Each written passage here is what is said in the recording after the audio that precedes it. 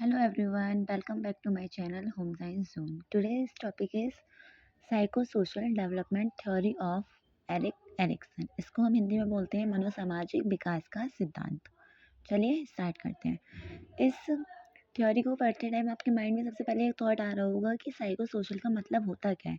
तो सबसे पहले हम साइको सोशल का मतलब जानते हैं। साइको मतलब होता है रिलेटेड टू माइंड और बिहेवियर। कोई चीज़ हमारे माइंड से और बिहेवियर से किस तरीके से रिलेटेड है, ये होता है। उसके बाद सोशल सोशल सोशल मीन्स क्या होता है? सोशल मीन्स होता है रिलेटेड टू सोसाइटी, जो हमारी सोसाइटी से रिलेट करती है, सोसाइटी से जुड़ी हुई होती है। उसके बाद हमारी जो थ्योरी है ये किसने दी है? एरिक एरिक्सन ने दी है। अब हम इनके बारे में जानते हैं। एरिक एरिक्सन ये जर्मन अमेरिकन डेवलपमेंट साइकोलॉजिस्ट थे। इनका जन्म 15 जुलाई 1902 में हुआ था। प्लेस कहाँ पे हुआ था? इनका जन्म जर्मनी में हुआ था। इनकी डेथ 12 मई 1994 को हुई थी। इनकी जो थ्योरी थी साइको सोशल डेवलपमेंट थ्योरी, इसका मेन मोटिव क्या था? इसका मेन मोटिव था कि सोशल और कल्चर चीज़ें हमारे माइंड पर कैसे इफ़ेक्ट डालती हैं। जो सोशल और कल्चर चीज़ें होती हैं, जो सांस्कृतिक और सामाजिक चीज़ें होती हैं, वो हमारे माइंड पर कैसे इम्पैक्ट डालती हैं, उसका हमारे माइंड पर कैसा इम्पैक्ट पड़ता है। एरिक एरिक्सन के अकॉर्डिंग मनोसामाजिक विकास की 8 स्टेजेस बताई गई हैं, जिसमें व्यक्ति का विकास होता है। चलिए इन स्टेजेस को हम डिटेल में पढ़ते हैं। सबसे पहली स्टेज है हमारी 0 से 18 मंथ के लिए, जिसमें बच्चे के अंदर ट्रस्ट और मिसट्रस्ट वाली भावना आ जाती है। ट्रस्ट और मिसट्रस्ट का मतलब होता है, अगर जिन बच्चों को अपने पेरेंट्स से प्यार मिलता है उन बच्चों में ट्रस्ट वाली भावना आ जाती है, और जिन बच्चों को अपने पेरेंट्स से प्यार नहीं मिलता उनमें मिसट्रस्ट वाली भावना आ जाती है। और सेकंड नंबर पे आती है हमारी 18 मंथ से लेके 3 इयर्स की। इसमें ऑटोनॉमी और डाउट होता है। ऑटोनॉमी का मतलब होता है स्वतंत्रता, और डाउट मीन्स संदेह। अगर जो पेरेंट्स अपने बच्चों को स्वतंत्रतापूर्वक काम करने देते हैं तो उन बच्चों में ऑटोनोमियस वाली भावना आ जाती है, और जो पेरेंट्स अपने बच्चों को काम नहीं करने देते हैं खुद, उन बच्चों में डाउट वाली भावना आ जाती है। उसके बाद आता है 3 to 5 ईयर्स। इसमें इनिटेटिव वर्सेस गिल्ट।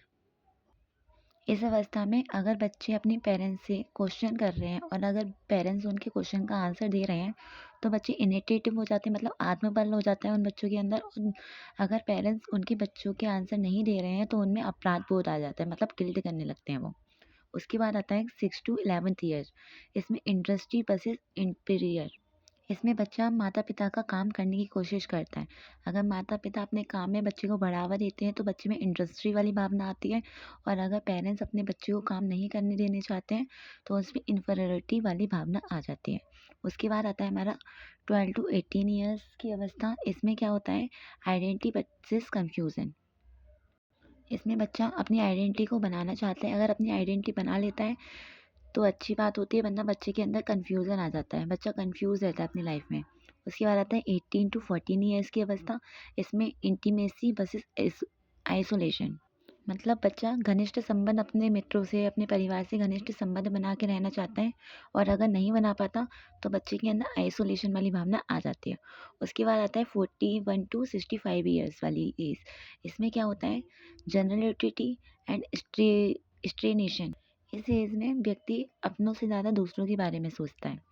उसके बाद आता है 65 ईयर्स टिल डेथ। इसमें जो इंसान होता है वो पूरा निराशा से पूर्ण होता है। अगर वो अपनी जीवन से खुश होता है तो उसके अंदर इंटेलेक्टिव वाली भावना आती है, और अगर व्यक्ति अपनी भावना से, अपने काम से खुश नहीं होता तो उसके अंदर डिस्पेयर वाली भावना आ जाती है, निराशा वाली।